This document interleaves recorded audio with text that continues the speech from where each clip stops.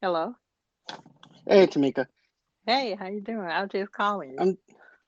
Oh, okay. Well, welcome to the show. Okay. Oh, okay then. Well, welcome to my show.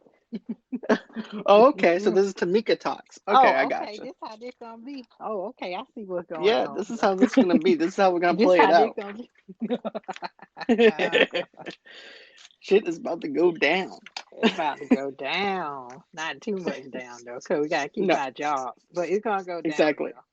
exactly. uh, So as everybody you knows, put this yourself is on pause. Oh, no.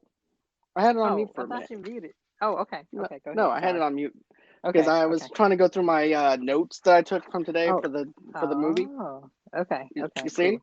you see, I'm on Yeah. my game. I got it. I got Okay. this. All right now. Boston John. All right. But to turn up in here. Okay. Oh boy. So so I just want to say welcome to everybody that is getting a chance to watch this live or listen to this live. This is actually the review for Judas and the Black Messiah. This movie came out yesterday at select theaters and also too on HBO Max.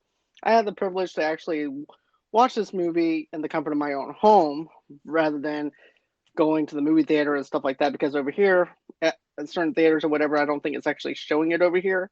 So I'm glad that I actually got a chance to watch this at my house. But I know you got the chance to watch this at the movie theater. Yes. Yes. I wanted to compare both experiences. Okay. Um, Going to the movie theater, the parking lot wasn't that packed. So I went at 2. So I was like, okay, what's going on here? And the outside of the theater looked dead. Like the AMC lights weren't on, and I thought it was closed. But I went inside, and yeah, everything in there was clean, but the floors were wet, so you had to be careful you didn't slip. So I was like, it's a little too clean.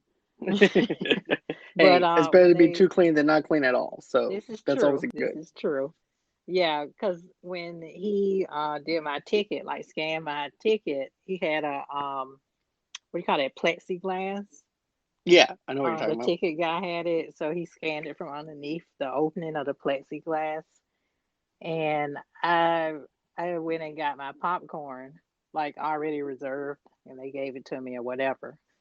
And when I went into the theater, it was at first I thought I was the only one, right? Because it was kind of dark, and I got there during the trailers, and I Okay. thought, okay, so I'm the only one here. This is pretty cool. But then I was eating my popcorn, so I took the mask off for a minute.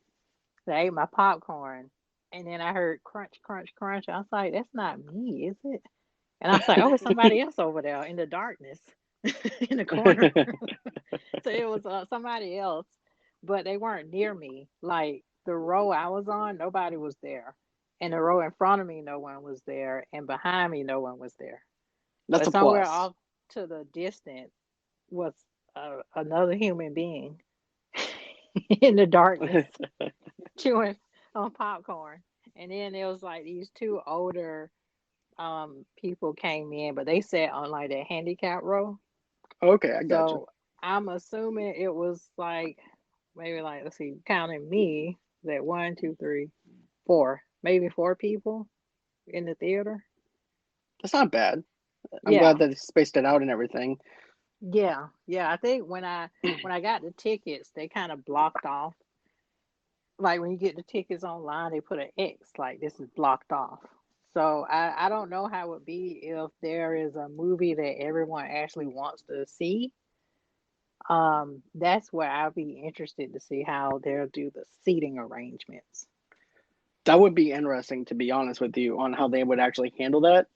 Maybe they Hmm. might actually have it to where maybe cardboard cutouts like the Super Bowl or something, where you actually have No, two other people. no, it's just my purse. She had her own seat, so that was good enough for me. Okay. All right. I got you. I got you. Me and So, my purse saw Judas and the Black Messiah. okay. So I just want to say this. I'm glad that we you introduced me to the documentary for Eyes on the Prize because this actually connects with Eyes on the Prize. Yes. And I definitely love it. For me, the viewing experience for me at home was really good and everything. I felt like I could actually get the same type of feel that I could at the movie theater for this type of film.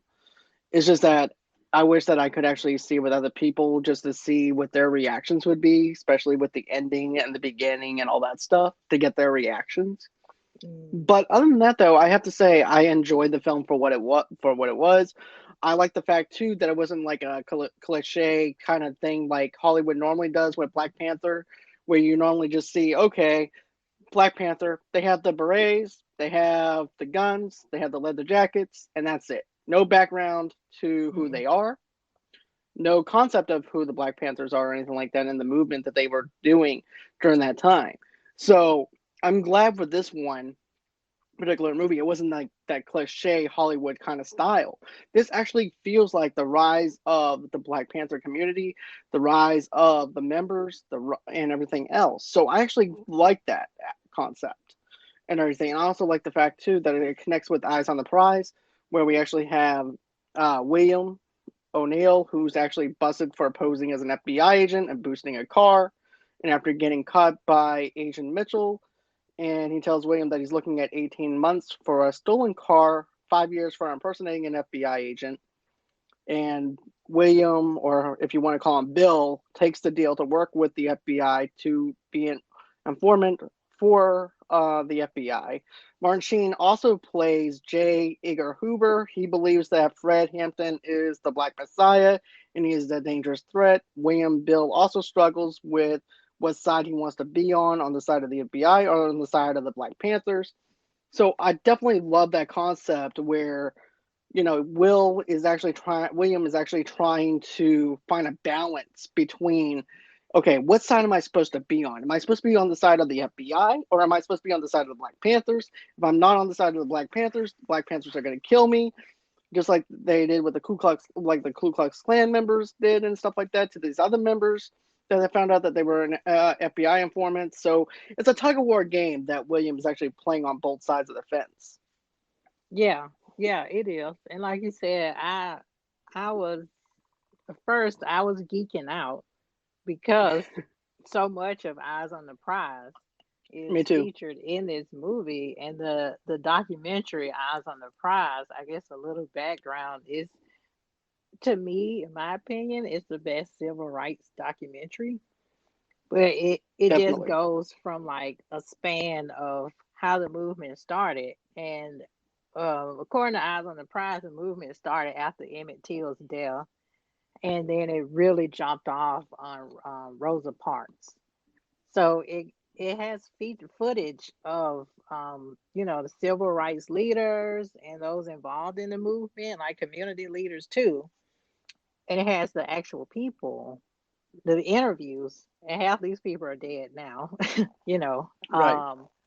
So it's rare footage and it's interviews. And I don't know when they started interviewing them. It was somewhere in the 80s that they Yeah, it was interviewed in the all these 80s. people, and Bull Connor is in it, and he was one of the chief police who was pushing back against the civil rights movement, and you get to hear him talk, which I'm assuming he's dead now. And you have like both sides, which made it interesting. You have the side that was against King and like all the civil rights, and you have them talking. So you hear their point of view, and then you have those who are for the movement, and you hear their point of view. And then there's Emmett Till's cousin. He talks about just what that was like for his cousin to die, and then talked about his uncle. I think it's interesting. Like it just gives like multiple perspectives from people that were there. The only issue is that it's very hard to get your hands on it. You would go on Amazon and get it maybe like half the season for maybe like $20. But the rest, PBS, I guess owns it.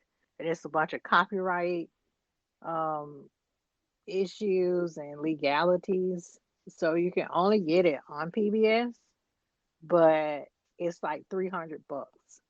And it's called the AV version because they mostly reserve it for like educational institutions.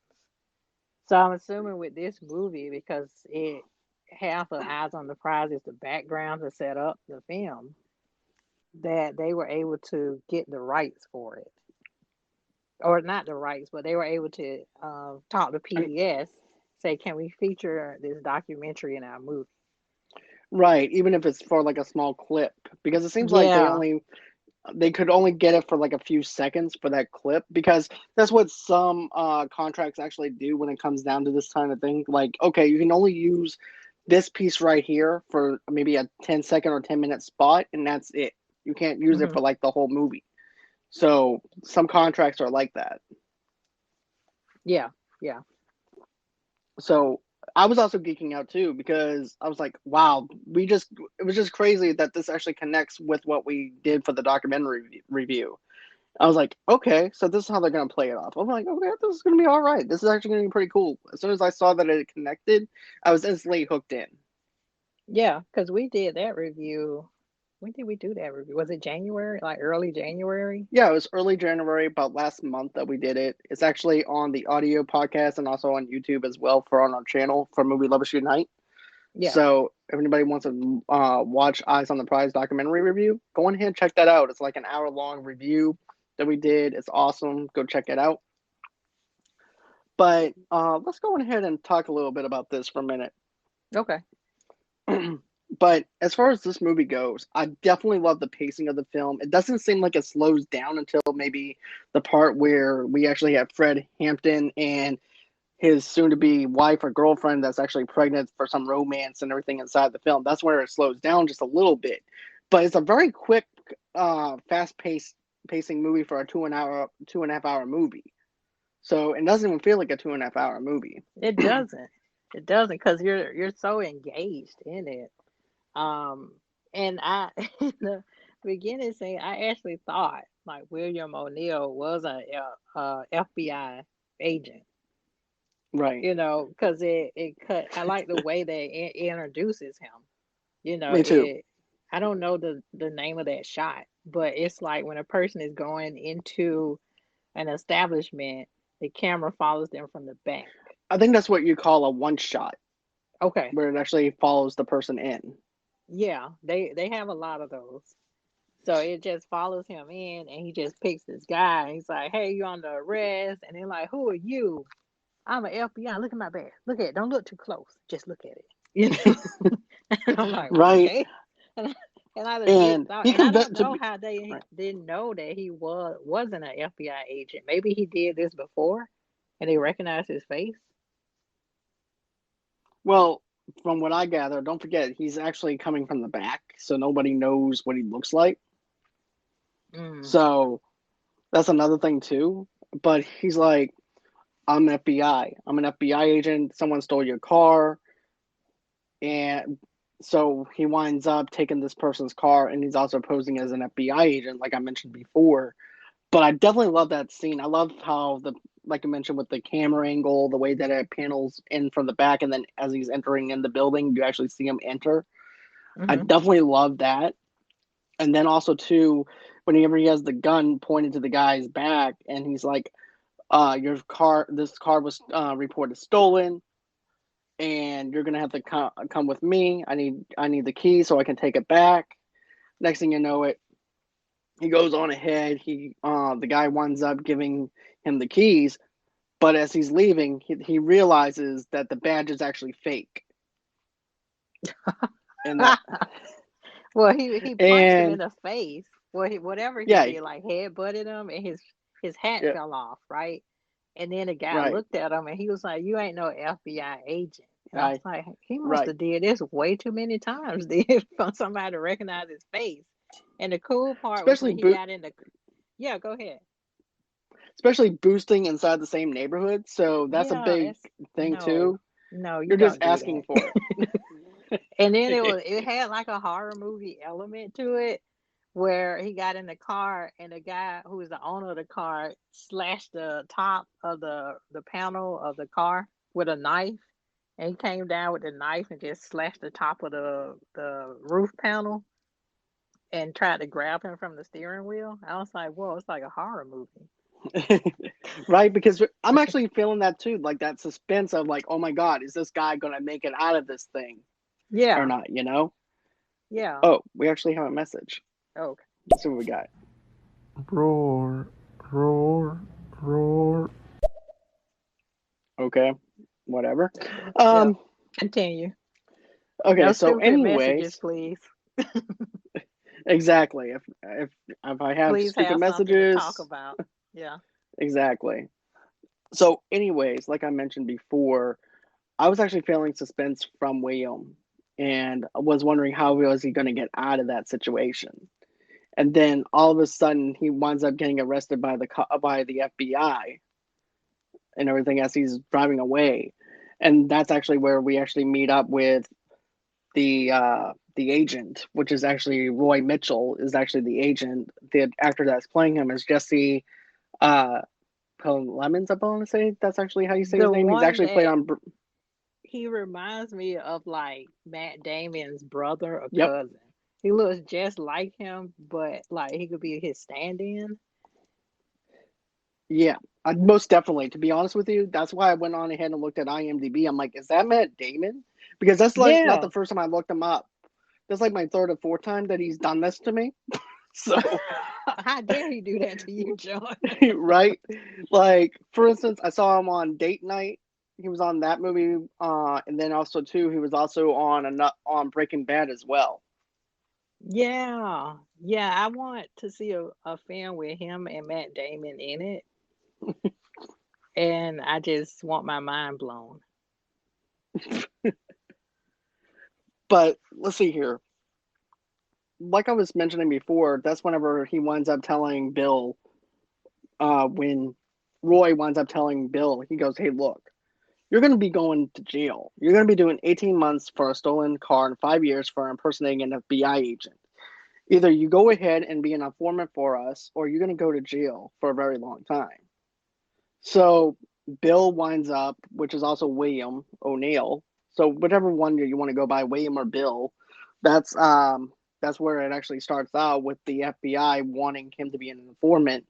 And the deeper he gets, the more he starts getting crazier though to himself. It has a little bit of a Departed kind of feel to it if you actually think about it, because Yeah. Leonardo DiCaprio was going through the same thing. Yeah, it's because there's duality in it. It's like you go in, and I could see the change in him throughout the movie. Like he Me went too. in like, oh, okay, I'm getting paid. So yeah, whatever information you want. But the closer he got to Hampton and formed this kinship with all of them, especially toward the end of the movie, the more difficult it became for him to give up information. And I think that Definitely. that is common in all informants. Most definitely. And what I liked about this was I have to give credit to Daniel Kaluuya, who played Fred So Hampton. fine. He did a fantastic job of playing Fred. I Yeah, he actually felt did. like I was in that time era. And also, too, I need to actually say this about Fred and everything, too. I liked it when it shows him giving to the community, showing a way to teach the kids, showing a way of trying to do something honest with everyone. And everybody was looking to him as a threat, but really he wasn't a threat or anything like that. I believe that if white people started helping within the color community, I believe that we wouldn't even have that movement to begin with if if we would have actually started doing things right. Well, the You thing know, that made him a threat to the FBI, and I was talking to my sister about this, was it was okay as long as, it was the Black Panthers, right? And it was just all right? black people. But as soon as he started spreading out, and the scene that had me on the edge of my seat was he went into a white nationalist meeting. And I was like, what is going on? What are you doing there? What are you doing? Leave your gun in the car? What are you doing? And they know who they say, oh, you must be Fred Hampton. I'm like, they know who he is. And then he started talking to them like, No, the police, they threaten you guys too. And he's like, we're all in this together, and we're supposed to fight on the same side, and and Right. they were shaking their head like, I said, this guy is magic. He could get like white nationalists to agree. And what made him more of a threat was, I believe, was getting those white nationalists and more white people in the party. You're right. That what made him a threat. Just like if you get like different races together, right? Then you're a threat. Because there always has to That's be a true. division between us all to keep us all in line. But if Right. we all came together as one race against like poverty or injustice or stuff like that, then we could change a lot of things. And I think that's what Hampton was, his main aim was. Like it did go from Black Power, but then it went to like, revolutionary and for the people power, you Right. know. Well, And I love the no, transformation of that. yeah, yeah, yeah. So if But you could, mm, so that's what made him a threat to Hoover, really. Just, and you can see that with all the leaders. Like Malcolm X was, which we're going to talk about in our Black History series later on.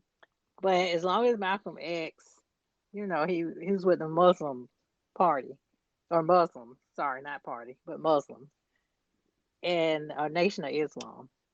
So when he started branching out, just like including white people, including others, and Martin Luther King, they became big threats because it's like these people could overthrow us. And if you step back and think about it, you could really change and do a lot when you have like different groups of people of all races. But there, definitely, most if definitely. without being a huge conspiracy theorist, once something like that happens and you start to see everybody kind of come together, like different races, just notice how there's always going to be a divider because that's too much power. So they always have to keep us divided. Yeah, they always have to keep us divided, segregated, and everything because they want confusion and build Hmm. confusion. Because the more confused we are, the more that we're separated, the more conflict we'll have with each other rather than being united and everything on different race. Yeah, Um, and if you're divided, if we're all divided, then you can keep more control over a group of people. exactly. And another thing though that I want to actually mention too that I really thought that was really good was the fact that when you remember when J. Edgar Hoover saw that he was a threat, where we saw Mm, Hampton was a threat. yeah. Remember when Roy was inside his office? They were trying to do anything and everything to try and shut Hampton down. It didn't matter if they broke the law or not. And if you look at the expression on Roy's face, you can definitely tell he was not okay with that because he was actually one of the straight edge kind of people where he wanted to abide by the law. Yeah, when they had that other informant in there, which Right. You can the right. it was just amazing that you didn't know who to trust in the party. Like you would somebody come up and be like, "Yeah, be a revolutionary, man." Da, da, da. And then next thing you know, they're like, "Oh, that's Agent Thomas." Agent Thomas? What? I thought I was the only FBI informant in here. It's like you don't know who to Who trust. to trust. And that I Exactly. think that was the theme too in the movie. Like in the party there were FBI informants that were black. And that just I don't know. I don't know if the sorry, I don't know if the Panthers could have come up with a way to tell Right. who's an informant or not. Like Right. a little Uh, litmus test or something. let's see here. We actually have two messages real quick. Oh Let's see boy. what we got. Okay. I choked. Okay. Okay. Bye. Next message. Underage reported. Okay. Oops. Yeah, anytime when we have someone that's underage, we actually have to report that. Oh, okay. Yeah. No underage, Yeah, no stupid questions. Just be real with us. Just get right, engaged in the conversation. Don't just move like right, a cow, waste our time.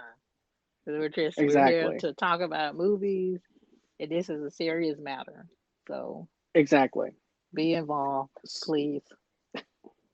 Definitely do not waste our time because Yeah. we are actually trying to make something out of this, and this is Yeah. actually something that is very important in Black History for this month. So please don't be one of the ball bags that would actually go on ahead and disrupt the show. Not a ball bag, Joe. Sorry. Okay, so anyways, that's my little Italian side coming out on me. I'm Oh sorry. It does that. no. So Boston so John. any anywho, Okay. so I definitely liked, and here's another thing though too that I liked about William is the fact that yeah, it shows him at the first where he's actually having a good time with this whole entire thing because he's actually getting paid, like you mentioned, and Hmm. then he's like, "Yeah, here you go. I got some other information for you," and just passes him the wire that he had on him and things like that. But he's like, "But I don't know how to get closer to Hampton. That's one of the challenges that I have. How do I get closer to him? I need a car in order for me to get closer to him." Because without that car, I can't escort him to anywhere. I can't help him with anything that he needs help on. So they actually get him the car, and that also helped him build that relationship with Hampton to where Hampton actually trusted him, which I really liked. I really liked the chemistry between them because it actually felt like a brotherhood of between them two. But I also want to touch on something else though too that you touched on briefly. You know how you said different races coming together as Yeah. one? Okay, you actually had the Patriots, this other organization that's actually white people are part of that community and everything. So you actually have that community. You have the Hispanics community coming together. Then what was the name of that other gang that he was trying to get them together Oh, the with Crown. him? Yeah, it Yeah, was the like a Crowns. Chicago gang, a black gang. Right. The Crown. Yeah. So they And were you could, trying to, so he was trying to get right. He was trying to get three different organizations together to stand up for what was right, which is like mind-boggling because you're thinking, yeah. okay, these three sides are going to have conflicts. There's no way that they can agree on anything, Mm-mm. and he did it. He Yeah. managed to actually convince them that you know we need to be united. We're in the same situations as everybody else. We put our pants on just like everybody else. We need to stick together Yeah. And and like I everything. said, well, there was a couple moments that had me on the edge of my seat. When he went to the Crown, The white the supremacy, black, right? yeah, the Chicago black gang, and he went into their turf, right? And the leader of that gang showed him a pamphlet that the FBI wrote that was dogging out the Crown and saying that the Black Panthers called them rats and blah blah blah. And Hampton was like, the FBI wrote that, and they were squaring off, right, just looking each other in the eye. And I was so scared because everybody Me he too. went to that was outside the Panthers, he was like, okay, we're gonna leave our weapons in here. I was like, leave your weapons? What's wrong with you? Like he had that much confidence that I can come out and make these people allies. So Hmm. I just gonna use my words to convince them. I Which is hope powerful. somebody had like a little piece on them just in case it went south. But you could see that the leader of that gang looked Hampton in the eye and saw, okay, this man is a just man. So I believe him. So he gave him his weapon. But the informant Exactly. almost got called out because he was like, you stole my car. And I was like, oh no, this is it. This is it for him. He, he's out. Yep, game over. That's a Game wrap. over. But we Yeah. Yeah, I but like we the even see lady in that there. though. Yeah. Right. But don't forget though, we even see that on another part where well, in the same scene where they're actually getting the pool the pool balls together Oh man. in a sock, getting ready to knock Hampton out. Ooh, that's called old And school that's fighting, John. When you get like I was like, blue ball in the sack and you knock somebody upside the head, they don't do that no more. no, no, they don't. But then here comes William with the pool stick and told him if he didn't back away, he was going to knock his ass out with a pool stick. Wow. Yeah, and then that's how Hampton got comfortable with him. It's like, wow, your name Right. Wild Bill now. But I like the woman in there. I Hmm. forgot what her name was, who questioned Hampton and was like, "Are you an informant?" And I like how she put her leg on the armrest, and she told the guy, she's like, "Comrade Thompson or whatever." Let's just say her name Thompson. She's like, "Pull this knife out my sock." I was like, "This chick is gangster." Hmm. Like, I just aspire to be like her. I need to get my fro together and just keep a knife in my sock. And so I can, Like, it got real though up in that car, though. I'm not and going to she had lie. I the was worried about him. shotgun. She had the shot. Yeah, I was worried about him too. I was like, does he know how to hot wire a car? And he's And you like, can tell yeah, I know. clearly, Yeah. you can tell clearly, though, he does not know how to hotwire a car. He just knows how to take people's shit and take their car and run with it. Man, So he if was that praying on a car didn't miracle. start up, he would have been gone. Definitely. That girl, she was packing. She knew how to pack Yeah. some weapons on her, though. I'd Yeah, be more worried about man. her than Hampton, to be honest with you. That's why Hampton But, sent her out there. He was like, take right, care of him. He seems suspicious. He knew she had it. right. But you know what else thought that was funny, though? When Hampton says, you know what, we don't need no gun. All we have to do is have Bill over there with a pool stick. Wild Bill. Right, Wild Bill with a pool Man. stick. Well, That made me laugh. going back to Sunday, I actually liked that Hampton, or the guy that played Hampton, and I'm sure he said this too in real life. You know, he didn't. Mm, Women had an important role too in this party. Like everybody was a comrade, and you could tell that. I think on the board he was writing something about socialism. So I think they had some elements of socialism and communism. I'm assuming because they called Yep, each other comrades, yep. and that made them even more dangerous. But he was like, that's your comrade in arms, and I don't think he wanted them to fraternize like the women and men No, in the party, which I don't know how that was possible. You with somebody that close, but like the whole time, how can I exactly. not fraternize with you? Well, another thing though too, Hampton actually broke his one rule about that because he did fraternize with that one woman that was in there with him. Yeah, So he broke one of his key rules. So yeah. I don't I think don't he think he was saw it planning on coming it. too. Yeah, I No, don't think he no. saw it too because she just came out of nowhere. He's like, whoa, And this she's on that chick. same level as Hampton. Yeah, she comes from like a quieter version of him. Like she's not as outspoken, but she's as much as a revolutionary as he is. Right. Deborah Johnson is actually her Yeah, name, her yeah, character name, yeah, yeah. played by Dominique Fishback. Oh, okay, cool.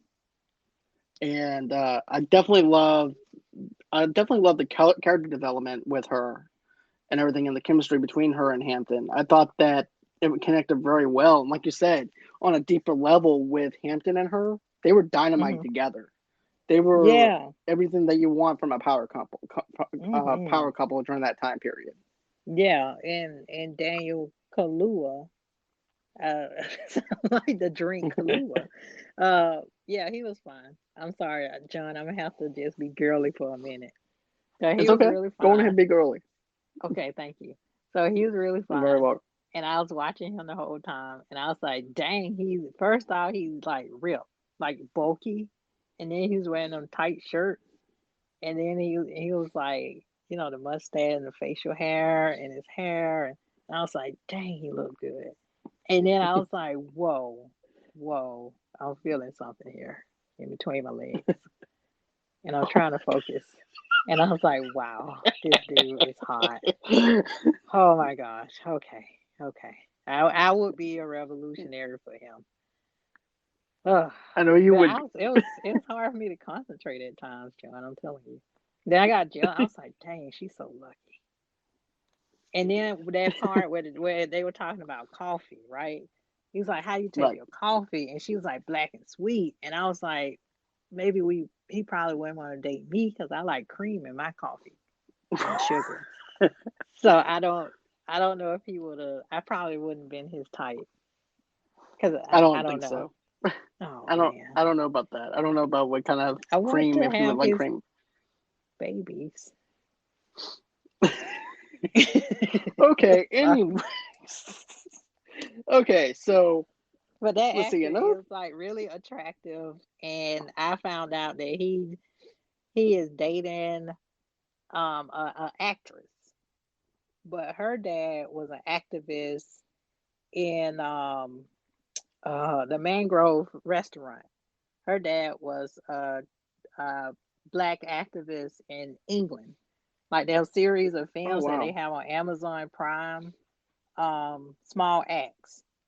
They have one of the series. There's um, a movie on the Mangrove restaurant. So it was kind of like a little. He was forming kind of like a Black Panther type thing in Britain. So that's her dad. So I'm like, oh, okay, she's lucky too. Okay. But what Tight else I have shirt. to say? I'm sorry, I was Just laughing. let it out, Tamika. Just I'm let it sorry. out. I know. He's very good looking. That's all I gotta say. Thank you.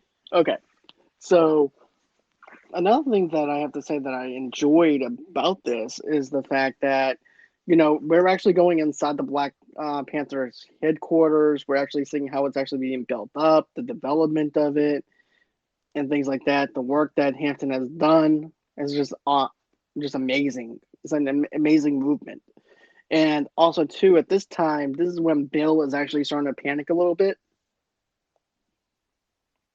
Yeah, as yeah, well. especially with the FBI informant where well, before we knew this guy was an informant, they said, yeah, we found a rat in the organization and we killed him and dropped him in the bottom of the sea. And I was like, oh shit, dang.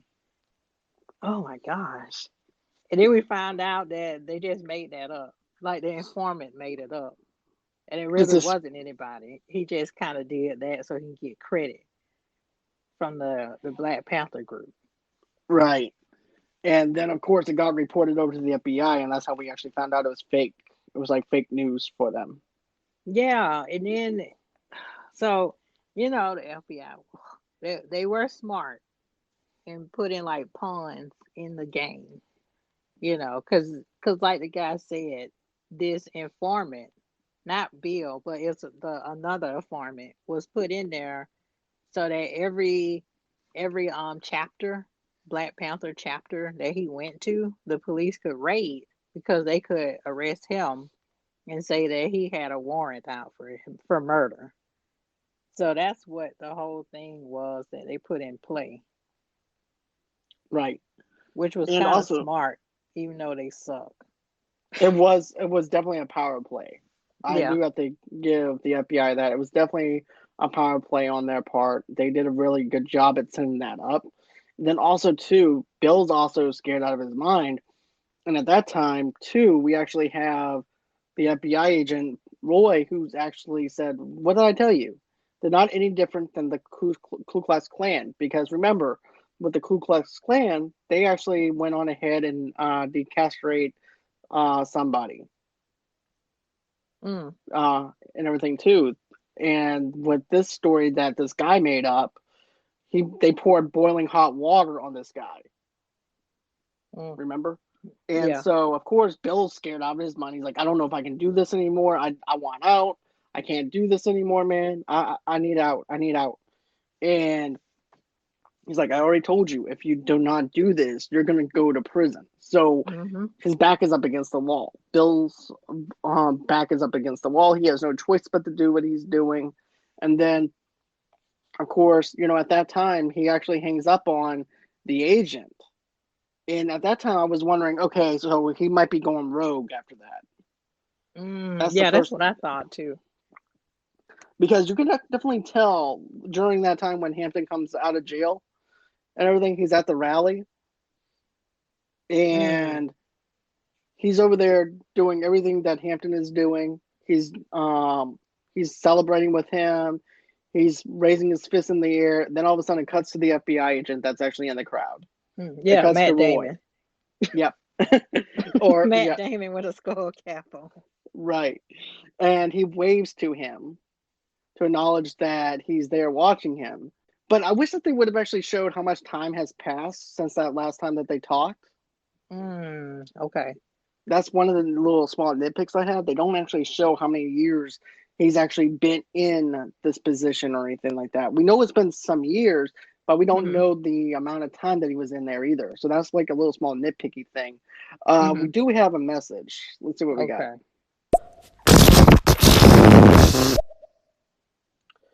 Hmm. Okay. Okay. I guess people aren't serious about black rights. So Either that anybody or has just a being stupid. yeah, anybody has a stupid message like that, they just don't really care about black rights or anything like that. So moving on. Okay. So we can Cool. control what people do. Awesome. We can only Yeah. control how we act. So let's go ahead and continue. Cool. So anyways, like I mentioned, he's actually in the crowd, and I wish that, like I said, it's a little small nitpicking thing where I wish they would actually showed where how many years that he was actually in this thing and how many years it was between the agent and Bill where they stopped talking and stopped communicating with each other, if they stopped communicating at all, Mm-hmm. you know. So that's Yeah, something else that I totally. was curious about. Yeah. So that was some of the things that I had that was little small nitpicky things, but still I enjoyed the movie for what it is. So let's see what we got. I'm sorry you guys had to deal with stupid people. I'm just here listening and I haven't watched the movie yet, so I'm getting all the spoilers and I appreciate it. Thank you guys. Aw, Yeah, thanks, thank you. Tamara. Yeah, we're sorry we have to deal with immature people too, because this is a really important movie, and we would like people to, you know, participate and tell us their thoughts, but clearly they just want like 1 minute of fame or whatever to be on air for 1 minute, but they don't want to engage in the conversation. And if they were smart, they would get something out of it. Exactly. And they treat this But as like a comedy show and everything with the stupid fart noises and everything else when yeah, this is not yeah. even something to Hey, be. how you If doing? this right. If this would be different if this was actually a comedy, where we're actually doing a review on a comedy movie, something that was Yeah, actually funny, and we yeah, actually had some people that was actually doing sound effects or whatever. But to do that is just pure plain ignorant whenever it comes down to this type of review that we're yeah. doing. And like people died, like, Right. and you're just showing that you are inhumane and ignoratic. Like you just don't really care, and that's what part of the problem is in this society. You have people that just don't give a damn. They No. just want to just crap all over things that are serious because they don't know how to handle um, people who died or tough subjects. So Right. their default is I'm just gonna be immature. Oh, But Hello, moving how's your on. day going? I just wanted. all Oh, right. what was that? Oh, Eh, okay. oh, So okay. Moving on. yeah, let's go on ahead. Like I mentioned and everything, I think that the best thing that they actually did with this was actually show the confrontation, the conflict uh with Bill and everything too, because he's like, here's the thing, I love the one shot angle where he's in the car and he's pulling into the Black Panthers headquarters, and it shows him inside the car. It feels like that we're actually in the car with him rather than us just being a viewer. It actually feels like we're part of this journey that he's on. Yeah. Oh, yeah. And the scene too, going back to my favorite character, the female lieutenant, as I'm gonna call her, with a Okay. switchblade in her sock. You know, when the police came and they were shooting, and Bill was like, "Okay, I'm gonna go to the roof," and she was like, "Oh, okay," and she was out there with her shotgun, like boom, boom, boom, super gangster, superhero woman. And then he's trying to find a way out because he know the police is gonna just shoot everybody up in the headquarters. And the camera follows him, right? Where he's trying Yeah, to go downstairs, and the man like, "Hey man, where you going?" He like, "Shit. Oh, I'm going to the roof." And then we're right, following him like, "Whoa, we can't get out of here, man." right, exactly. And then I also like it too. It focuses back on the lieutenant though, from a cat a corner kind of angle, Yeah. where it shows them shooting, and at the same time, we're actually wondering how the hell do we get out of this place and everything. Where are we going to go, Bill? There's nowhere to See, go.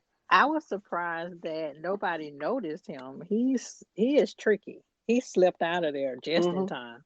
And I'm surprised that all he did was took his beret off and like his black jacket, and he just became like camouflaged in society. Like that was pretty neat as well. Me too. It felt like a spy type of thriller type of film at that Yeah. point. It actually felt like he was just like a civilian all on the streets protesting rather than being someone that was up there with them. And also, too, I also want to mention this. I also felt like maybe even if he was captured, I thought maybe, or arrested, I thought that maybe, they would actually arrest him and it'll be connected over to him being an FBI informant as well. I thought that he probably should have came out with them and got arrested, and then whatever the fake Matt Damien could have just took him and said, "Oh, I'm gonna take him in the office. I'm gonna get this no gooder," and then he had him in the private office, and he was like, "Okay, what information you got?" You see that in Right. spy movies where I think it was in The Departed too, like when Leo got arrested, right, with the gang so that his cover wouldn't get blown and the gang would just see, oh, he got arrested like we did. Right. It was actually to actually do a background check on him if the gang wanted to go in and infiltrate his background Hmm. and to make it feel like it was one of the gang members.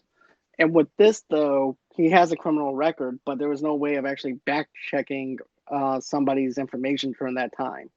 Oh man. Don't forget, there was no internet, there was no computers, there was no way to actually get that kind of information unless you actually paid somebody off to get that kind of information. Dang. So Yeah. there's that. But Mm. you know what though? I was actually surprised that nobody even mentioned where were you? Where were you Oh when yeah. Yeah, where were you, man? I guess they right thought because he was on the roof. They must have thought he must have got shot or something. No, no, no. Yeah, that's a good question. Nobody asked where he was. right because I thought for sure he was like, well, I thought somebody would actually ask, especially the lieutenant girl was like, where were you? You said you were on the roof, but I didn't see you get taken in. I didn't see what was going on with you. But you said you were on the roof being a lookout, and it made sense for you to be the lookout because of the fact that they're going to be coming in at all angles. Hmm. And where were you? It's kind of like that time with Big Pussy in The Sopranos, for Oh, instance, yeah. where basically they let this one character out of jail, and they made him look like he was the snitch. Mm. So when Big Pussy gets out of prison and everything, it makes it no. Well, I might have gotten that backwards. They got Jimmy out of prison. Jimmy was actually makes and everything. They didn't know which one was the rat. They were thinking either it was Big Pussy or it was actually Jimmy that was the rat. But it turned out it was Big Pussy that was the rat instead of Jimmy. Jimmy was just a stupid person in general. But anyways, it made me wonder though why they didn't question him. Why they didn't question him at all for him Yeah. not being on that roof. And what bothered me too was I didn't see the lieutenant girl anymore. Like, did she No. die? I didn't know where Well, she went to. don't forget they threw her in the trunk. Yeah, the paddy wagon. Yeah, they threw her in the back of the in the paddy wagon. But also too, I'm wondering if they did something to her on the way. Don't forget they were killing Black Panther members. Yeah, that's true. So I was But they wondering if would she have got killed. said it, right? Wouldn't they would have said such and such died too? True.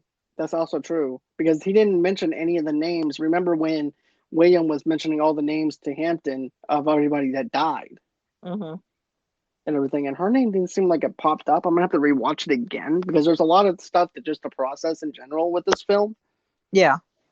But man, when I first when I saw the gasoline cans coming out of the police cars, I'm like, oh shit, are they gonna throw her in the back of the car and everything and burn her alive? Mm. Yeah. Yeah. Because that's my first instinct was like, okay, is she going to be burnt alive for being a Black Panther member, and not only that, but also too, the police officers were also amped up to the point where they were pissed off already because they were in this shootout with the Black Panthers. So I was also wondering too if this might actually engage in the fact that maybe they might actually burn her alive, but instead they burned down the quarters instead. Yeah. Yeah. They did, and there, if you fact check, it's true that they actually did burn down a lot of their chapters. Like they would raid the place, pick out stuff, and just burn the chapters down. Yep. And at this Yeah. time, Hampton was actually in prison when Mm-hmm. all this was going on because they Yeah. picked him up on some stupid BS charge for stealing what chocolate Yeah. or Ice something to do cream. with Yeah. ice cream. $70 worth of ice cream. That's all they could get him on. I'm like, really, dude? $70 worth of ice cream. That is such bullshit. you It know? is bullshit charges, man. They're like, what we gonna do? Oh, ice cream. It's like with Capone. They couldn't get none on him. They're like, he didn't do his taxes. Taxes. That's Yep. all Let's they just could go on get and on get him on Capone. tax. Taxes. But There you go. but you see though, Al Capone was actually reasonable because of his taxes. This Yeah. is ice cream. He's not Ice causing cream. any harm with ice cream. You know what I mean? Yeah. It's funny, but it's also not funny at the same time. It's funny Yeah. because of how stupid it is Yeah. on a charge like that. Because I understand the FBI was trying to say, okay, we have to stick him with something. So what do we charge him with? Oh, let's charge him with ice cream. Ice And cream. next thing, and that's also why he was in prison. I'm actually liking how he's looking at everybody in the prison cell, looking at his brothers. And I'm not saying like blood brothers. I'm talking like people in general, like brothers, and that Yeah. brotherhood. Yeah. He And still he's had the brotherhood in jail. Like right. he could still he was writing to the people his chapter outside of jail and just giving them encouraging words. And he was also encouraging his brothers in jail. So he was still a threat, even Right, in jail. right. Because also too, he was also trying to form another version of the Black Panthers while he was in jail. Yes. So it was like Black Panthers 1.2 or 2.0, Yeah. you know? Yeah. So that was also another thing. And that was something that I thought that was actually pretty neat. Even though he's in jail, just because he's in jail doesn't mean that you can silence him. Mm-mm. You It can't. doesn't mean that you doesn't, and just because you have him in jail doesn't mean that he's not a threat. Because now he's twice as powerful because of the fact that he has other brothers in there with him. Yes. And another thing that I liked was, Bill is actually having that struggle, like I mentioned, where he doesn't know which side to actually be on, either the FBI or the Black Panther side. But what I love about this, though, was he decides to go on ahead and rebuild the headquarters for Hampton whenever he gets out of jail. I thought that was strange. Yeah, that I guess I could see a little bit of a turning point then, Right, just rebuilding the headquarters. right. Because in Donnie Brasco, too, with the FBI, with him being an FBI agent and also being undercover, Hmm. there was that power struggle with him where he was trying to lean towards either being in the mob or being in part of the FBI Yeah. lifestyle because he saw the money, he saw the power and being in that situation. Now, with William, on the other hand, it was like, I'm with my brothers. I have family. I have everything I need and want and Yeah. everything. Yeah. Yeah. Because most of what I've seen of O'Neill, he lived alone, like a loner Right, life. And you go from a loner life to the brotherhood. That would create a change in you where you would have just this intense inner conflict. right. And then also too, I think by towards the end of it, I think Bill just wanted to get out of this situation and be done with it. Hmm. Because remember, he actually brings C4 to Hampton and also Hampton's bodyguard. And he goes, "What the hell are you doing?" He Yeah, he's goes, like, let's blow this whole police station up. That was when what's that guy's "The City name that Hall." died? Yep. One of the Panther members. Was it what's his name? Jimmy? Something Yeah, like Jimmy that. died. Yeah, Jimmy Yeah. had died because remember, the cops killed him while he was in the hospital because he got shot. Remember, he was actually No, no, no. It was walking. like, yeah, it was somebody like you said that went because the cops were harassing this black-owned grocery store, and I forgot Right, that guy's name, but he went in there and he got shot by the cops, right? And his right, friend came to visit him. Long story short, the the guy that was in the hospital and got shot, the police took him out of the hospital and basically murdered him, you know. Um, and then he went to confront the orderly and ask him what happened to my friend. And I think that's anyway, he got murdered. And that's when the C4 came. right. And he's like, "Man, we're gonna blow up City Hall. We're gonna do Yeah. this. You said," and this is what he said. He goes, "You said we need to rise up against these people. We need to do this." He goes, "Man, not like that. That's just some fucked up shit." Is Hmm. basically what he said. Yeah, he's like, if you do that, they're gonna come after us 10 times more.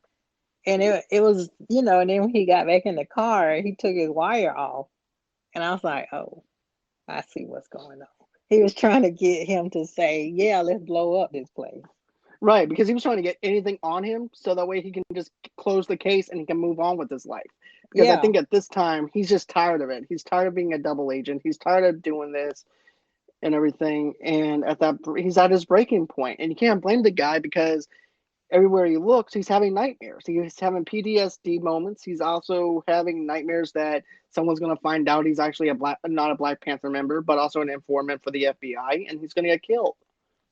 yeah, yeah, pretty much.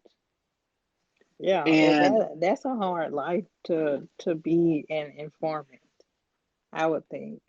Because it you is. go in with one purpose in mind, and you're like, okay, well, in his case, it was just, if I give information on the Panthers, I can get some money. He just did it for the money. Right, and for his freedom though too. He's Yeah, like and for his freedom.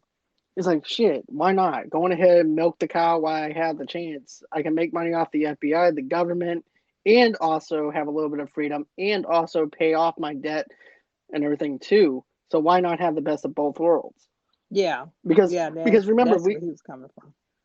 right because remember we see him walk into this restaurant all the time with the FBI agent whenever he's meeting up with Roy.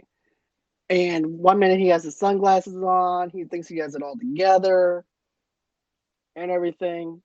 He's Yeah, acting he like he's all started cool. changing. Yeah, Yeah, yeah, yeah. Because he's up there, and you know what's funny, John?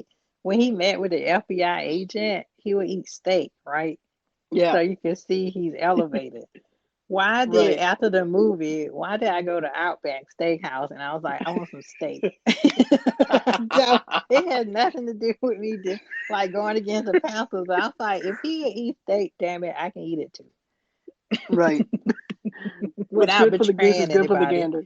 Yeah, but he just eating steak, like, yo, what's up? I got this on the Panthers. And he just like eating this steak, like, mm, mm. It reminded me of that scene in The Matrix, where he went to the Oh yeah. agent. What's his? I forgot the guy's name in The Matrix when he betrayed like Neo, Yeah. Yeah. and Morpheus, and the agent gave him steak too, Right. Because I may not can right? taste it, but this looks Yeah. good. Yeah. Okay, so that's different from what I did. Right. You Yeah, I didn't betray nobody. I just like got steak from my own money. right. And hopefully to have that same experience that he did from the Black Panthers. Yeah, I could sleep at night. He didn't. Right. Oh Ah, my god. oh, okay, moving on. So by the time this film actually wraps up and everything, it winds up being really good. Like I said, the only slow part was the relationship between Hampton and his girlfriend whenever they um basically she becomes pregnant. And I also liked it too where he said he would die for the revolution, and then she winds up saying this to him. He goes, "Do we really want to put our kid in this position to where you're Yeah, gonna die for the revolution?" It's like, what about me? What about our kid? This is no longer about you anymore. This is about the two of us.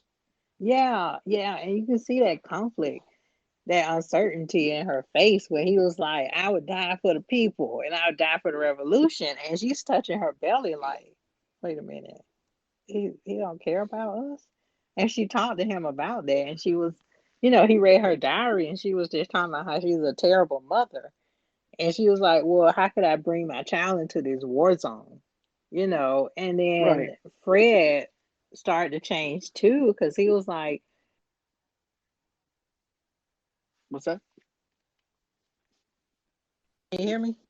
Yeah, I can hear you. Okay, he was like, when I was in jail, it was all about the people. And now I found out that you're pregnant, I have something to live for. So there was a change coming about him as well. So he was Most conflicted too. That's true. He was very conflicted because he was like, I've been doing this all my life. This is what I know. I'm 23 years old or 21 years old, and I've been doing this revolution for a long time. And if I stop now, it's for nothing in his mind. Hmm. And I always, and here's the thing, he's not I never really felt like Fred was a dangerous person at all, you know, but it's like his purpose meant a lot to him. Like if he felt like he had to disconnect himself from it, I feel like he didn't know what to do after that. Yeah, yeah, like this defined him, and Right, like you said, if the party was no more, then where would he be? But now right, he has a child. He's like, wow, this is like a different equation here. I have a son, and I kind of want to be around for my son. right, Because at first it was like I would die gladly, and now it's like, dang. And him and her was like, dang, we got a son. But we have to continue with the revolution, but then we want to be around for our son because they were seeing all the Panther members getting killed. right. There was a lot of So bloodshed, yeah, it's like a towards lot the to end of it. think about. Hmm. Wow. But yeah, it's a very deep and emotional movie by the end of it. Yeah, yeah, and it's sad too. Like, you could see um William on the very edge, and he find out that the FBI, because Fred was gonna go back to jail, because of his he was out on probation, I believe, and he was gonna go back to jail for 5 more years for the alleged stealing $70 of ice cream, Right. the good humor ice cream. It better be But Blue Bunny. I got to tell you that. yeah, he was It better gonna be go something back for. to he was gonna go back to jail for that. But Hoover decided he needs to die because if he's in jail, then he could still continue the revolution in jail. Right, So you see, like you said, William come in. I'm thinking it's like a cop, like a police restaurant, like the FBI eat at this place all the time. It's like an upscale white restaurant. So Bill come in with his sunglasses, like, "Yo, what's up? Hey, how you doing?" And the guy is like, "Bill, why don't you draw me a blueprint of Hampton's apartment?" And he's like, "Yo, what for what?" He's like, "Cause we're gonna kill him." So you can see him like, "Oh shit." Oh no. It's like he's like, "Well, are you a Panther or are you a FBI informant?" And the right, conflict in him was like, I don't even know who I am. I don't think he was either, to be honest. right. He was struggling with his own identity at that point. Yeah. was having a major identity crisis. He's like, damn, who am I? And he was like, well, or I can just take you back to jail. And he feared jail more so. Well, they would have killed him in jail, I believe, too, because they would have found out he was an informant. Right. Either way it goes, he was Yeah, even he he would have wouldn't have died. survived jail. No, he wouldn't have. So he drew out this plan. He drew out Hampton's apartment, and that's when we have the infamous raid on Hampton's apartment, where I don't know how many FBI agents it was, but they were in plain clothes, you know. They were, but also too, remember this other scene. He's at this little hole in the wall bar, William is, Oh yeah. and Hmm. and he's picking up on this girl, right? And he goes, I'm an FBI agent. I'm like, are you stupid? Well, luckily she didn't believe him. Right. But my first initial thoughts was like, are you freaking stupid? Hmm. Are you Yeah. stupid? Because Yeah. you don't know who's in that bar. You don't know who's listening. It could be a member of the Black Panthers being in that bar. She could be a member, not even know that she's a member, and report back over to Hampton. Next thing you know, what Hampton winds up killing him. Well, see, she had a perm. So her hair wasn't natural. So it was okay So to that's how talk you can about. spot. Okay, okay, I got Yeah, you. I yeah, got you. yeah. She wasn't a natural sister. So All right, but I also want to touch on something too. Remember when I was talking about the whole entire scene where where William's actually rebuilding the headquarters? yeah. I loved when the whole entire community came out and rebuilt that. Hmm. You had the Yeah. Patriots over there, you had the Hispanics over there, you had the Puerto Ricans, you had the Black people over there, all rebuilding this sanctuary Yes. for the Black Panthers. And it Yeah. looks like a legit office space building, which is something that's just awesome on how they actually turned that out. It looked like 10 times better than what Fred even imagined it could be. Yeah. Yeah. And the Black Panther chapter became a staple in the community. Like you said, I if you take care of the people will take care of you.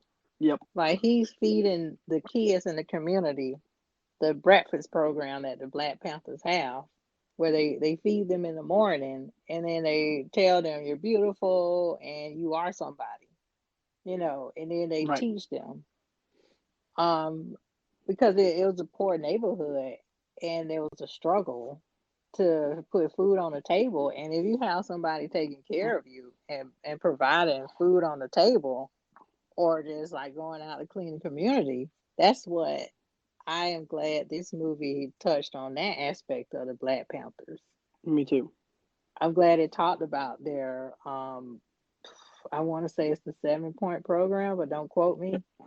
But yeah, I'm glad it talked about their community efforts to clean up Me too. Chicago and take care of the people, and just all the things that they did to uplift the community. It was really just a grassroots campaign that the Black Definitely. Panthers were with. I hate the cops.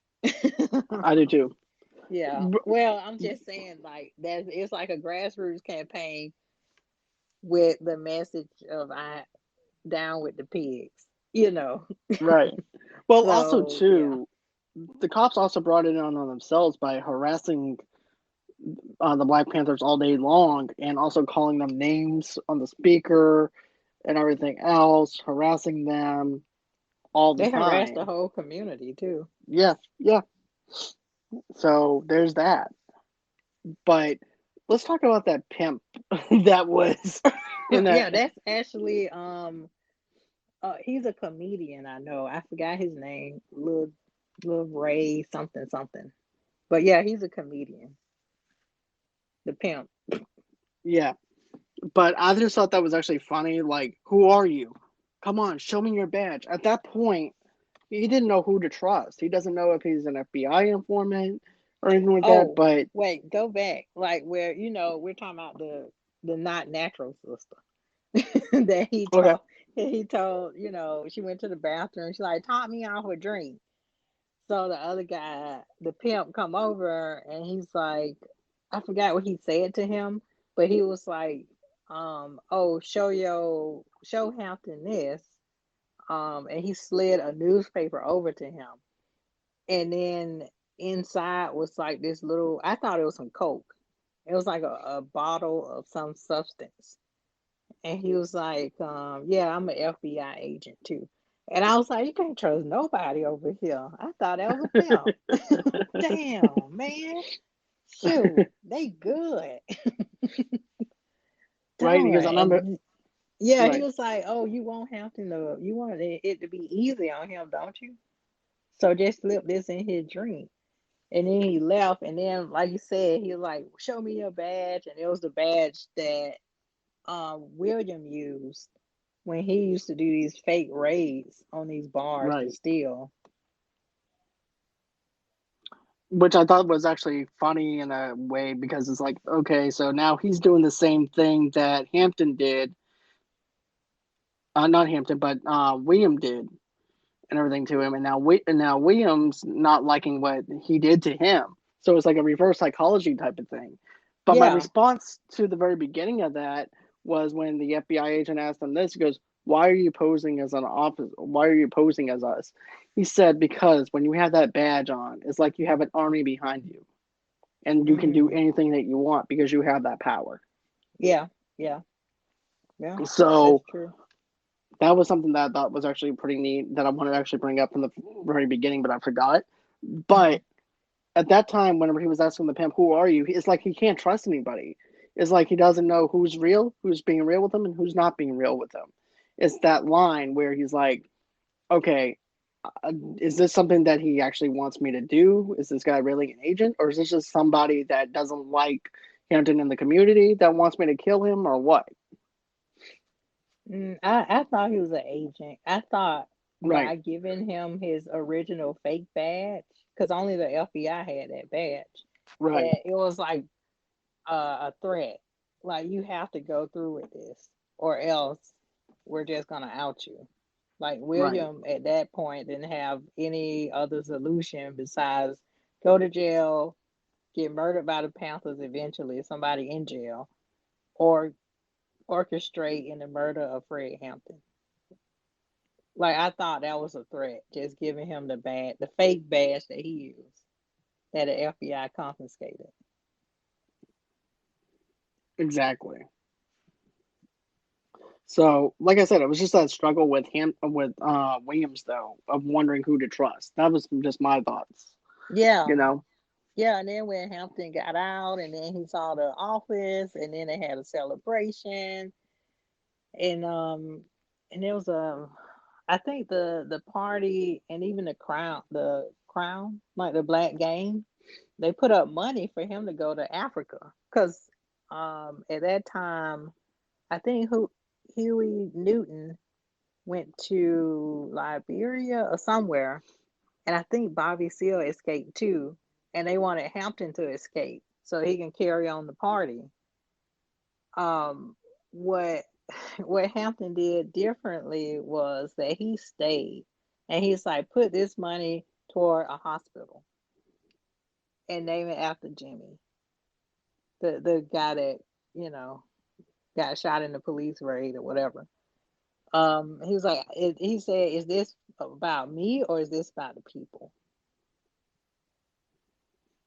exactly. So the money they gathered together to get him out the country, he said, put that toward a medical clinic for the community. Right, I agree with you on that. He should have did Yeah, that. I was like, wow, that's brave. He's more brave than I am. I'd be like, where's my ticket? Because I'm going somewhere else. Because Right, these I had people enough gonna of this. shoot me. Yeah, these people gonna shoot me.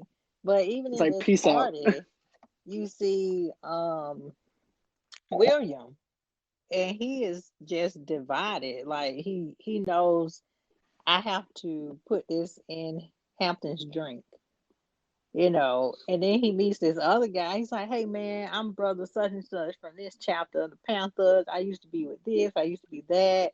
What's your name?" And I was like, "Is this guy another informant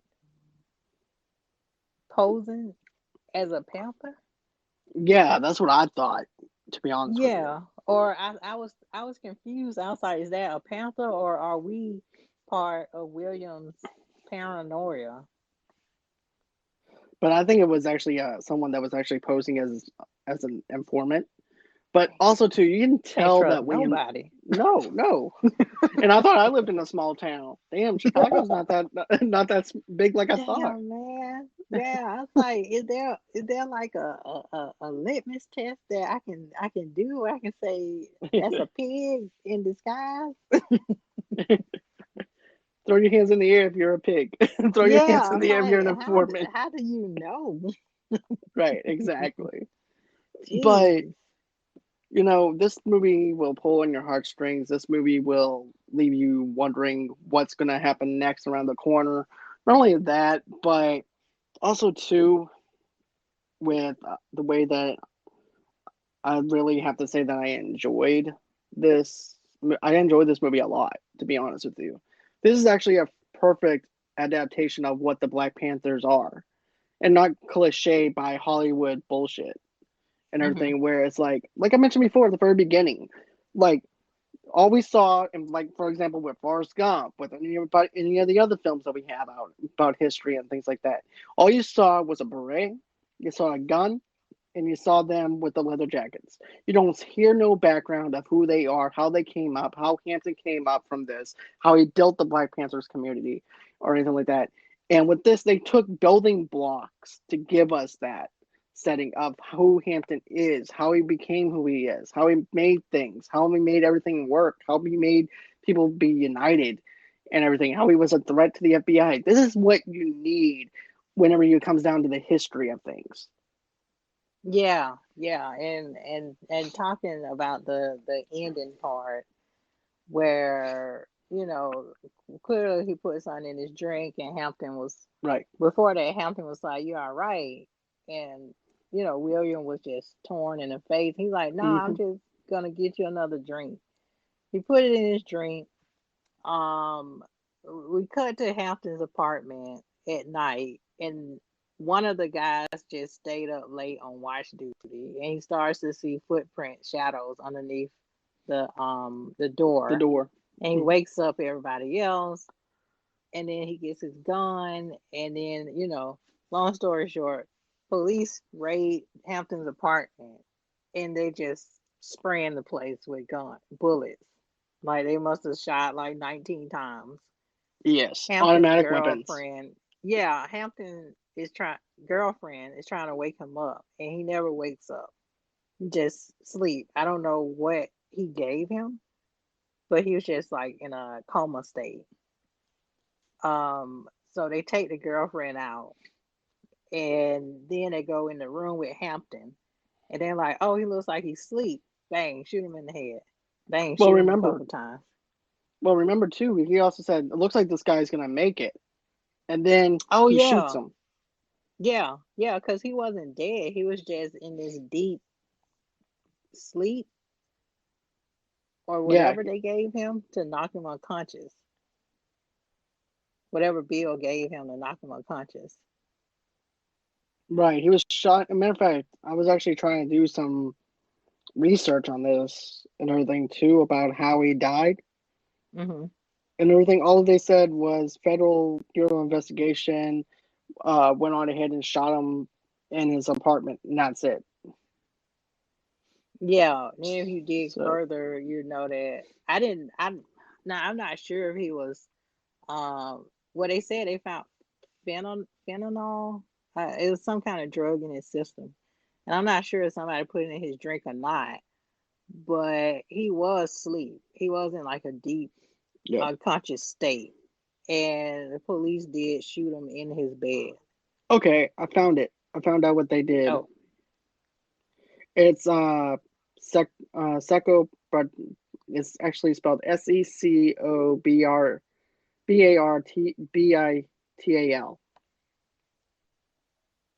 mm-hmm, Seco Barpatel or something like that. mm-hmm, And it's a short-acting vertebrate. Uh, there was a drug that was presented in 1934, and basically is a sedative and hypnotonic properties. So that's why mm-hmm. he was just like in a that kind of state because that's what the medicine does to him. puts them in that Mm, hypnotic state. yeah. It's the equivalent of if you take like you let's say if you have a muscle pain.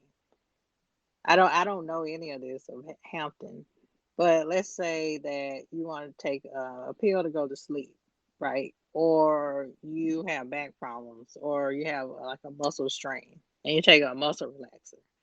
It's kind of like that. It's like kind of like he took something, or somebody gave it to him. We don't know that part, but whatever. The main thing is, some he was in it was a sedative in his system, Yeah, and the police shot him. But then they were saying that, oh, he shot first and the Panthers shot them, and that's where all the bullets come from. But it of was course. known that the Panthers only shot once because they were Yep. outgunned. So the thing is that the FBI committed murder because they shot Yes. Hampton, and he was defenseless because he was in this sedative, you know. It really is heartbreaking to see that he died like that. Yeah, You yeah, know. and the community knew the truth. But in the newspapers, if you don't know anything about the Panthers, outside in the newspapers, it was spent that the Black Panthers shot first, and it was this giant raid where they were shooting back and forth, and the police didn't have any chance, and Hampton got caught in the crossfire. That's how they spent it in the newspapers. And if you read that, you're like, what a violent organization! Yeah, he deserved to die. But the people in Chicago and this is mentioned too in the Eyes on the Prize documentary, they have footage of just like rows of people in that community before the cops. And this is weird. They didn't really close off. You know how it's a crime scene, they close it off. So once they left, that was still open. That scene was still open. Right. Like they took the bodies out or whatever. So the people in the community actually went inside Hampton's apartment and they looked and they was like, "There's no way this could have happened." So they did their own investigation and people would go in there, news reporters went in there with cameras and that was reported that the FBI did this. But it was like a little snippet on the paper that nobody read. And then once that started getting too much traction, that's when they closed it down, the crime scene. But before then, everybody in the community just went in and out. I'm looking and investigating everything for themselves and putting the pieces together.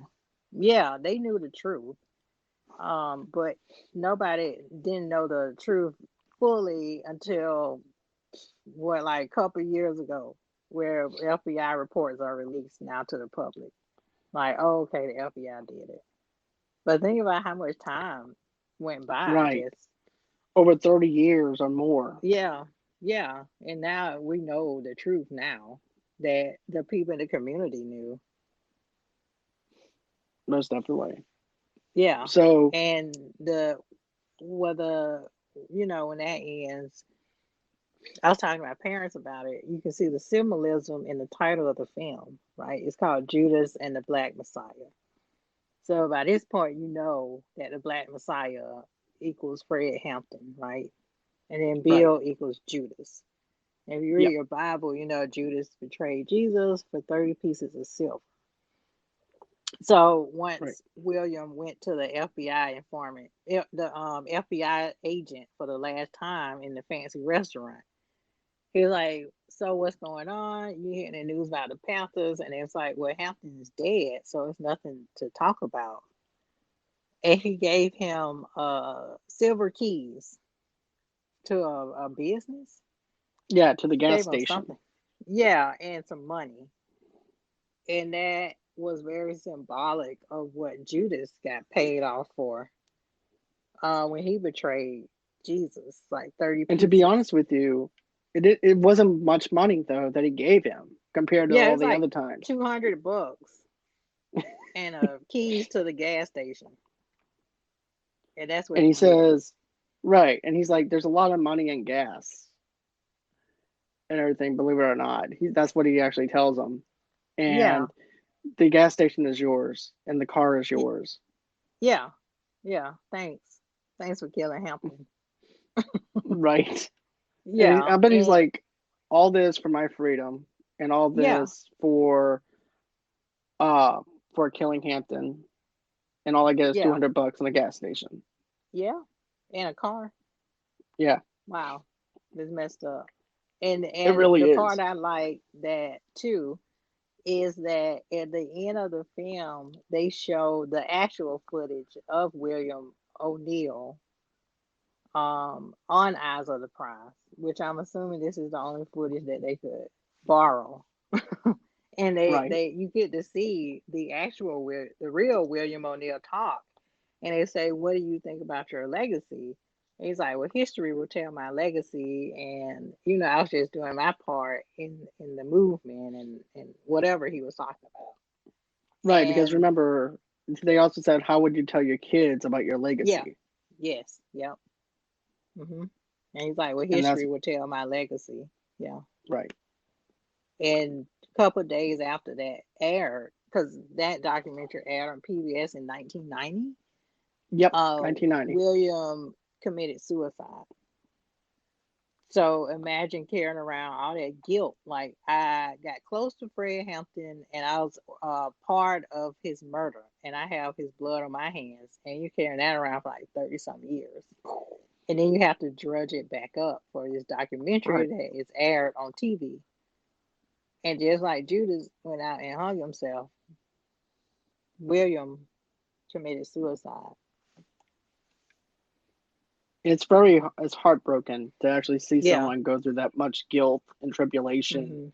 Yeah. and come out with only $200, a gas station, and a car, and somebody's life is being taken away, and that person cannot get that life back now because that life has been taken away. And it's like, what did I fight for? I fought for my own freedom. In the end, it also my not only that, but his blood is also on my hands. Yeah, for the rest of his life. And that was the Yep. only interview that he did too, was the Eyes on the Prize documentary. And it's the first time people actually seeing the face of the man that was involved in Fred Hampton's murder. But I thought this, like I said, I'm glad that you introduced me to Eyes on the Prize, so that way I can Yeah. reference that into this. Because without that, I would Yeah. not have gotten the context behind it. So Well, thank you. I'm glad that I could show that you got to see a piece of Eyes on the Prize before PBS said swipe and took it off YouTube. Because it's not on Right. YouTube and you can't find it anywhere unless you know how to like hack stuff. But anyway, you can't find it in I wish I PBS had that swiped it sign that up. Frenchie had. I wish I had that thing. All of Tamika's ideas are not represented by Movie Lovers Unite. What are you talking about? I'm just saying, if you know how to hack some stuff, you can put it on there. But Right. PBS went on YouTube and Right. swiped off all those episodes of Eyes on the Right. Prize. So you can't even look at it. It says Right. it goes against copyright violation and this is not shown in your country. That's what it Right. says. Right. But So I have to mention that Fred Hampton's girlfriend and his son were consultants on this film, so they're alive to this day. So Fred Hampton Jr. is like in his 40s or something, and I think he um didn't they say that they came up with like another type of Black Panther Party? yeah, some type of other movement and everything that I thought that was really good. And Yeah, so also they were too, consultants on this film, and Ryan Coogler was an yep. executive producer who wrote Black Panther. So that's So something that's that I why it was was really happy good. with. Yes. Yeah. Hmm. And Shaka King is the writer Yep. director. All right. So what do you would you say like 5 out of 5 for you for this? If I could say 10 out of 10, I would. Okay, we can do best out of 10. We can do that. Yeah, I Definitely. loved it. The pace was fantastic. The writing was good. Um, there was depth to all the characters. You could really see the inner conflict. Like nobody was one dimensional. You know, Right. like even the FBI. agent had layers to him, as well as William, and then Fred Hampton. And I think if you're doing a movie about the Black Panther movement, I think it's best to tackle it this way, where you tackle it from like one person, like Fred Hampton or Huey Lewis or Bobby Seale. Like if you tackle it that way, or somebody in the movement, then you can kind of spread out to talk about the Black Panther Party. I think that's the best way to do it. I agree. I agree with you And I have over and over to again. actually say that there's a Netflix movie. I'm not sure you saw it. I think it's the Trial of the Chicago Seven. I want to say, but No, I haven't seen it that. features Bobby Seale because he was in the court, and they gathered up like Bobby Seale and a couple other people from the hippie movement, but they were like the radical left. So they gathered up all these seven people, and the federal government was trying to charge them with some BS stuff. But Bobby Seale was speaking out in court so much that they gagged him, physically gagged him, and wrapped him in chains and set him in front of the courtroom. Like they bound Oh and wow. gagged him. And somebody drew that, those court drawers. And that was in the newspapers, and there was a lot of uproar about that. Like that's illegal. You can't physically bound somebody and gag them. So Right. I want to say that it's called Trial of Chicago Seven or something like that. But that's a good I'm gonna have movie to check that out. Okay, I'm because gonna have to check that out. Sasha, the Borat guy, he plays that famous famous hippie guy. I don't Man, I wish I knew Borat. his Yep. name. Borat. Well, Sasha no, Call. not the guy who was part of the movement back then, but Oh, okay, okay. he was this Jewish guy. He was really tall Jewish guy. He used to have like this curly fro, and he used to just speak out a lot. And they kind of had like a movement that was kind of like a counter. I don't want to say counter, but it was kind of like the Panthers, but it was like Yeah. the white liberal movement where they were against the cops. Right. I His name wish is I knew his Sasha name. Baron Cohen. Well, not him. I'm talking about the guy he plays. Well, I'm trying to get you that information. I'm trying to get you. Okay. This is why I'm not a librarian. Whatever, John. Whatever. But anyways, Whatever. I do have to say thank you for Yeah, that's the name introducing of it. me. Sorry. It's called The Trial of Chicago 7, and it's on Okay. Netflix. Okay. Cool. Thanks. You're welcome. Alrighty. So that's actually gonna be it for the show and everything. I appreciate you taking out the time of your night and everything to review this movie with me. I enjoyed this movie. If I had a guess out of five, it would actually be 10, 5 out of 5. And if I had to do this out of 10, it would be 10 out of 10 for me. It's a perfect film. It's perfectly well executed. And it pulls on all your heartstrings. It's one of those movies I can probably revisit again and everything. It does have an emotional level, so it might take me a little bit to actually try and rewatch this again, just like I did with 12 Years a Slave, because that's also another one that Oh, I man. can't go back and revisit. I Uh, can't go back and revisit that film Woo. because of Imagine the seeing fact, that in the theaters like I did pre-COVID. right? Way pre-COVID. That's like pre-log, pre-COVID. Oh man, I had to take some time in the car, like, ooh, let me take a deep breath, like Rudy. Right? I'm like, let me take a deep breath. Let me take a deep breath. Okay, I'm here for you. okay. But Thank you. you're very Y'all keep welcome. me grounded. My white friends that will take bullets for me. I'll take a bullet for you. They keep me grounded because I have a little bit of Malcolm X in me mixed with Martin Luther King. Definitely. And so, anyways, so we're gonna go ahead and end this right now. If you guys want to and everything, follow me on Movie Lovers Unite on YouTube. Follow us on Movie Lovers Unite on the audio format, wherever you guys get your podcast from. Another thing too is, guys, we actually do have a place where you can actually donate to us and everything as well. This is just to keep the lights on at Movie Lovers Unite. How do you do that? You just go to www.gofundme.com/Movie Lovers Unite. Donate a couple of dollars to us and everything, just to tell us how great that we're doing and they want to see more from us. Also, two, go on ahead, go to www.movieloversunite.com for all your entertainment needs and wants. And we actually post movie reviews, TV reviews, movie news. We do all that stuff on movieloversunite.com. You guys can also follow me on Pinterest at Movie Lovers TV Lovers Unite over there. Of course, you can also catch me also on Twitter at Movie Lovers Unit, and also on John DeGorio 8 on Twitter as well. And that's all the places that you can actually reach me on. We're actually doing something probably tomorrow night. I'm not 100% sure, but I think we might actually be doing our casino review tomorrow night. If not, Charlie and I actually have something that we have planned out probably for stereo, so I can't wait to actually do that. So that's everything that you need to know where you can find me. You can also find audio podcasts where you get your podcasts from, and then of course on the YouTube channel as well. We're actually doing our Valentine's Day review, and today we actually did 10 Things I Hate About You with Tara and I. Go ahead and check that out tomorrow whenever it's released. So that's everything that you guys know about me. So I hope you guys enjoyed the show. I hope that you guys enjoyed this and found this informative. And thank you again, Tomeka, for taking the time out of your night. Yeah, thanks for having me, John. You're welcome. Anytime. All right, everyone. Have a good night. All right, bye. Thanks, Bye. everyone.